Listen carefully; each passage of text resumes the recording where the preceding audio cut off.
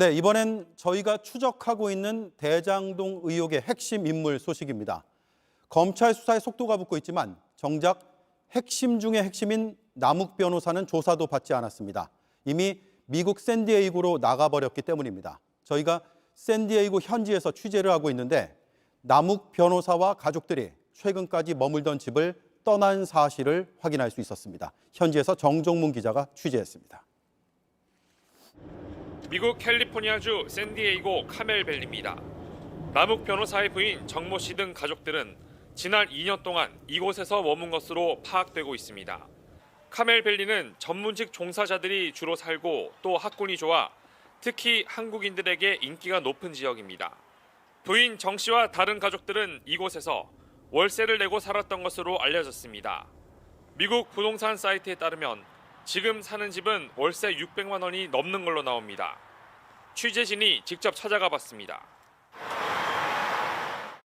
미국에선 헬로윈을 맞아 집 꾸미기가 한창입니다.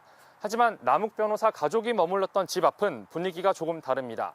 발길이 끊긴 듯 이렇게 보시는 것처럼 군데군데 거미줄이 쳐져 있고 또 초인종을 눌러도 아무런 답이 없습니다. 밤에도 동네에서 유일하게 불이 꺼진 채 남아 있었습니다.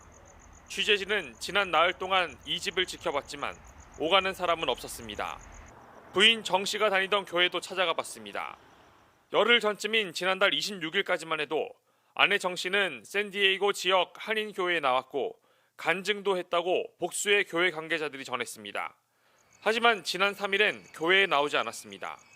더 이상 이 지역에 머물지 않거나 거처를 옮겨 대면 접촉을 피하고 있는 것으로 보입니다. 누구누구인지 다 한 달이 보면 다 아는데 사람들이 그 인베스티게이션을 막 할 거 아니에요. 그런 와중에 그 사람이 경계를 했을 거고 집도 안 들어가고 교회도 안 가고 이런 상황이 된 거겠죠. 남욱 변호사는 지난 2009년부터 대장동 개발 사업에 뛰어들었습니다. 2013년 위례 신도시 개발 때는 부인 정모 씨가 관련 회사의 이사로 이름을 올리기도 했습니다.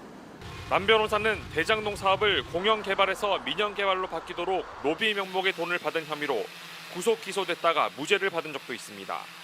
이후 대장동 개발 사업에 참여해 천화동인 4호의 소유주로 1,000억 원이 넘는 배당금을 가져갔습니다.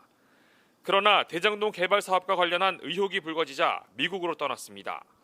대장동 의혹의 핵심 인물인 남 변호사의 행적이 묘연해지자 현지 한인 사이트에선 이들을 두둔해선 안 된다는 비판의 목소리도 나오고 있습니다. 샌디에이고에서 JTBC 정종문입니다.